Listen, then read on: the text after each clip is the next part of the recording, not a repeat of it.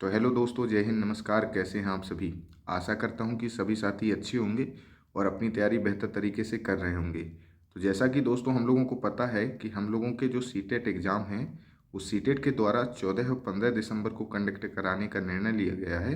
तो दोस्तों अब ज़्यादा दिन शेष बचते नहीं हैं, तो इसलिए दोस्तों आप लोग अपनी तैयारी निरंतर रूप से करते रहिए। इस वीडियो को दोस्तों बनाने का जो मेरा मुख्य उद्देश्य है वो ये है दोस्तों कि सीटेट के जो अब आपके एग्ज़ाम हैं वो आपके ऑफलाइन कंडक्ट होते हैं। पहले दोस्तों ऑनलाइन कंडक्ट होते रहे हैं, लेकिन अभी फ़िलहाल 2-3-4 बार से आपके ऑफलाइन कंडक्ट होते हैं। तो दोस्तों यदि देखिए आपके एग्ज़ाम ऑनलाइन कंडक्ट होते हैं तो उसमें तो दोस्तों ज़्यादा समस्याओं का सामना नहीं करना पड़ता है। लेकिन यदि दोस्तों ऑफलाइन कंडक्ट होते हैं तो हम लोगों को बहुत सारी चीज़ों का ध्यान रखना पड़ता है। जैसे जैसे कि मान के चलिए दोस्तों कि आपको एक OMR सीट मिलेगी। OMR सीट को क्या कैसे भरना है, OMR सीट को भरते समय हमें किन सावधानियों का सामना करना है। इसके अलावा दोस्तों जैसे कि मान के चलिए यदि आपका एग्ज़ाम ऑनलाइन है तो आप लोग तो कंप्यूटर में माउस के द्वारा सीधे जो ऑप्शन होते हैं क्वेश्चन के उसको टिक करते हुए निकल जाते हो। लेकिन दोस्तों OMR में हम लोगों को गोला काला करना पड़ता है। तो ये मान के चलिए यदि आप लोग ऑनलाइन एग्ज़ाम में 4 से 5 क्वेश्चन कर देंगे जितनी देर में, उतनी देर में दोस्तों आपका 1 से 2 क्वेश्चन ही हो पाता है ऑफलाइन पेपर में। तो दोस्तों टाइम मैनेजमेंट करना एक बहुत बड़ी समस्या देखने को मिलता है ऑफलाइन एग्ज़ाम में। तो दोस्तों इस पर चर्चा करेंगे कि हमारी किस तरह से स्ट्रेटजी रहनी चाहिए और हमको किस सब्जेक्ट में कितना समय देना चाहिए और पहले कौन सा सब्जेक्ट अटेम्प्ट करना चाहिए, जिससे कि हमारी जो पूरी प्लानिंग है 150 क्वेश्चन करने की, क्योंकि दोस्तों आप लोगों को 150 मिनट में 150 प्रश्न करने पड़ते हैं। तो यदि दोस्तों आप लोग प्लानिंग करके नहीं गए, प्री प्लान्ड होकर नहीं गए, तो ये मान के चलिएगा या तो आपके प्रश्न जो हैं वो छूट जाएंगे या तो आप लोग सही समय सटीकता से नहीं दे पाएंगे।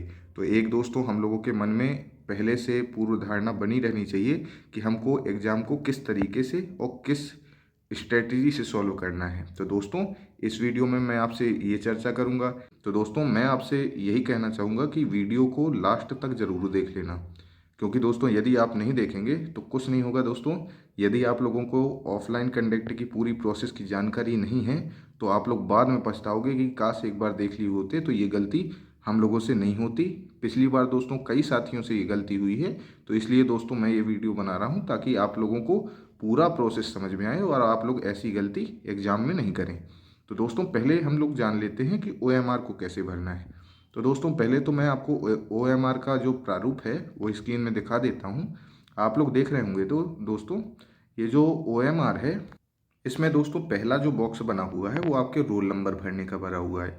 तो आप लोगों को करना क्या है, जैसे कि मान के चलिए ऊपर जो बॉक्स पहले नंबर का जो बॉक्स आपको दिख रहा है, तो दोस्तों उसमें यदि रोल नंबर आप लोग भरेंगे तो ऊपर बॉक्स में लाइन से अपने जितने अंक हैं उतने रोल नंबर भर लेंगे। फिर जैसे मान के चलिए दोस्तों इस बॉक्स के अंदर जो पहला डिब्बा है उसमें दोस्तों आप लोगों ने 1 भरा, तो उसके नीचे जो कई सारे गोले दिख रहे होंगे तो आपको 1 नंबर का ही काला करना है। ये बहुत दोस्तों सावधानी पूर्वक OMR भरनी पड़ती है, क्योंकि दोस्तों कई बार इस तरह का भी देखने को मिला है कि यदि एक ही अंक आपका गड़बड़ हो जाएगा तो आपको OMR ये मान के चलिए आप उसको काट कर दूसरा गोला काला नहीं कर सकते, और यदि आपने काटा तो आपकी OMR चेक नहीं होगी। तो दोस्तों OMR भरते समय बहुत सावधानी की ज़रूरत है, नहीं तो यदि आपको एग्ज़ाम में पता चल गया कि हमारा जो OMR है हमसे गलत हो गई है, तो पेपर सॉल्व करना तो छोड़िए दोस्तों, पेपर तो मन तो लगेगा ही नहीं पेपर को सॉल्व करने में। और दोस्तों आपके अब जो पूरा अभी तक आप लोगों ने तैयारी करी है और इतनी मेहनत करी है वो सब दोस्तों किए कराए में पानी फिर जाएगा। तो दोस्तों जो चीज़ समझ में नहीं आए तो मेरी सलाह रहेगी कि पहली बात तो आप लोग अभी वीडियो देखकर ही पूरा डिस्कस कर लीजिए, और जो क्वेश्चन हो तो मेरी टेलीग्राम में या कमेंट बॉक्स में कमेंट कर दीजिएगा। और यदि आप लोगों को एग्ज़ाम हॉल में डाउट होता है तो टीचर से पूछने में बिल्कुल संकोच मत करिएगा दोस्तों। आप लोग जितनी बार चाहें उतनी बार उन लोगों से क्वेश्चन कर सकते हैं, वो उनकी ड्यूटी ही इसीलिए लगी रहती है। तो गलती नहीं करना दोस्तों, मैं बता रहा हूँ। इसमें जो रोल नंबर भरना है, जैसे अगर आपने ऊपर वाले पहले बॉक्स में 2 भरा तो आपको नीचे वाले 2 नंबर के अंक पर ही गोला काला करना है, 3 पर नहीं करना है। तो इस तरह दोस्तों आप लोगों को क्या करना है, जैसे आपने रोल नंबर भर दिया, अगला दोस्तों जो बॉक्स आता है वो बॉक्स है दोस्तों आपका प्रश्न पुस्तिका क्रमांक यानी बुकलेट नंबर का। जो आप लोगों को बुकलेट मिलेगी उसमें एक आपका नंबर डाला होगा, तो वो नंबर ऐसे ही फिल करना है। और यही प्रोसेस जो रोल नंबर वाले में थी कि जैसे यदि हम पहला डिब्बा जो है वो 3 नंबर भरेंगे तो उसके नीचे 3 नंबर का गोला ही काला करना है। तो ये दोस्तों बहुत सावधानी से भरने की ज़रूरत रहती है। यदि आपका एग्ज़ाम का टाइम भी 5 मिनट जा रहा है तो OMR को फिल करने में बिल्कुल जल्दबाजी नहीं करना है, धैर्य से अपना OMR भरना है। क्योंकि दोस्तों OMR गड़बड़ तो पेपर करने का तो कोई मतलब ही नहीं है, इससे अच्छा ना करिए तो ज़्यादा सही है। तो दोस्तों बार बार कह रहा हूँ OMR भरने में बहुत सावधानी रखिएगा।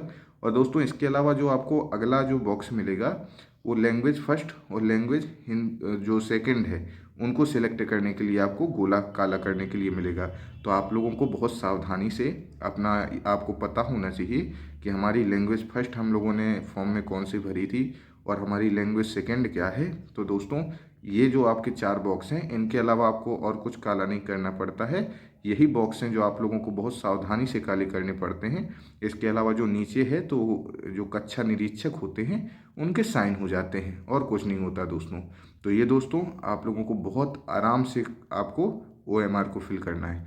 तो ये तो दोस्तों हमारी पहली चीज़ हो गई कि हमको OMR को कैसे भरना है और क्या गलती नहीं करनी है। इसके अलावा दोस्तों यदि हम लोग अपने अगली चीज़ की बात करें तो सबसे बड़ी चीज़ दोस्तों देखने को मिलती है कि हम लोग टाइम मैनेजमेंट कैसे करें। क्योंकि दोस्तों 150 मिनट में हम लोगों को 150 प्रश्न करना है। खैर आपके पास लक्ष्य तो बहुत बड़ा है, लेकिन दोस्तों मैं खुद इस तरह के कई एग्ज़ाम दे चुका हूँ और ये तो नहीं दोस्तों कुछ, मैं 120 मिनट में 150 प्रश्न तक सॉल्व कर चुका हूँ OMR सीट में। जैसे कि दोस्तों अभी हाल ही में मैं यूपी पुलिस का जो एग्ज़ाम देकर आया था तो वो जो है दोस्तों तो क्वालिफाई हो गया है। खैर तो उसमें दोस्तों जो था कि 120 मिनट में हम लोगों को 150 प्रश्न करने थे। तो आप लोग समझ सकते हैं कि क्या कितनी जो टाइमिंग की हम लोगों को कमी रही और किस तरह से हम लोगों ने प्री प्लान किया होगा। तो इसीलिए दोस्तों कह रहा हूँ कि मैं अपना जो पूरा अनुभव है आप लोगों को ऑफलाइन एग्ज़ाम में बैठने का और OMR सीट को भरने का वो पूरा साझा करूँगा। बस दोस्तों आप लोग ध्यान से सुनिएगा। तो बात कर लेते हैं दोस्तों टाइम मैनेजमेंट के लिए। तो दोस्तों मेरी जो आपको सलाह रहेगी, तो पहले तो दोस्तों मैं ये आपसे कहूँगा कि जैसे आपके मान के चलिए 5 सब्जेक्ट आते हैं, कंटेंट के भी आते हैं, पेडागोजी के भी आते हैं। तो जैसे आपके मान के चलिए आपका हिंदी सब्जेक्ट शुरू हुआ तो 15 नंबर का आपको पहले कंटेंट देखने को मिलेगा, उसके बाद आपको पेडागोजी देखने को मिलेगी। तो आप लोगों को करना क्या है दोस्तों कि आप लोगों को कंटेंट पहले कर लेना है।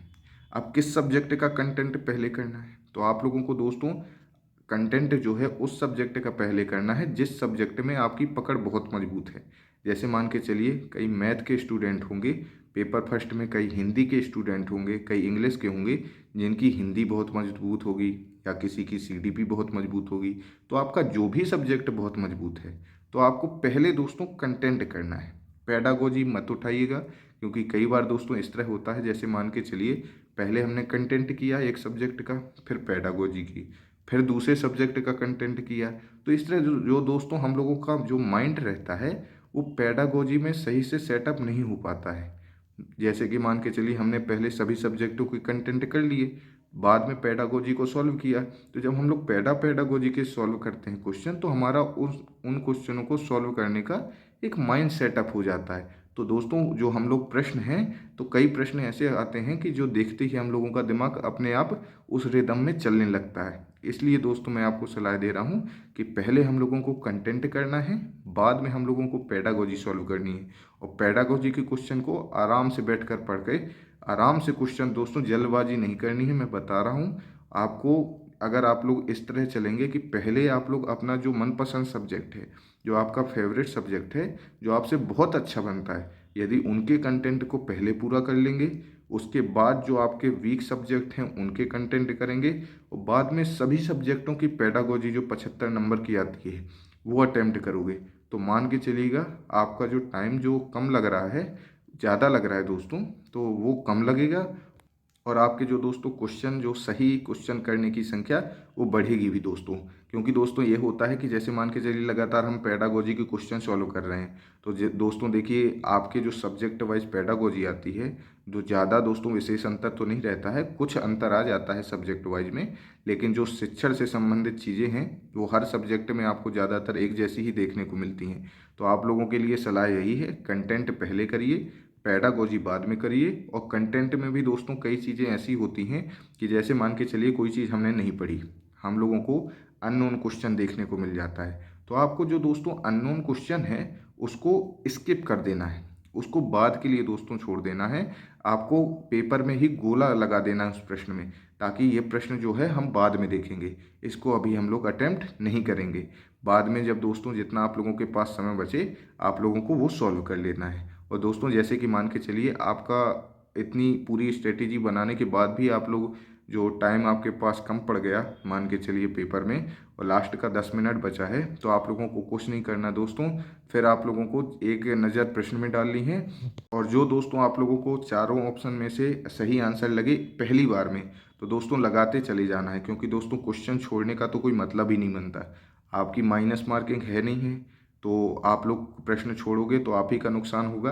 तो यदि आपके पास प्री प्लान्ड के बाद भी, वैसे तो ऐसा नहीं होगा दोस्तों, यदि आप लोग माइंड सेटअप करके जाएंगे, और तब भी दोस्तों यदि आप लोगों के पास टाइम कम पड़ता है, तो मान के चलिएगा कि आपको लास्ट 10 मिनट में एक नज़र प्रश्न पर, और अगला जैसे ही आपको जो ऑप्शन लगे उसको सीधे टिक करते हुए निकल जाना है, ताकि आप लोगों के 150 प्रश्न में से एक भी प्रश्न कम तो दोस्तों छोड़ तो पाए ही ना आप लोग, नहीं तो आप ही लोगों का नुकसान हो जाएगा।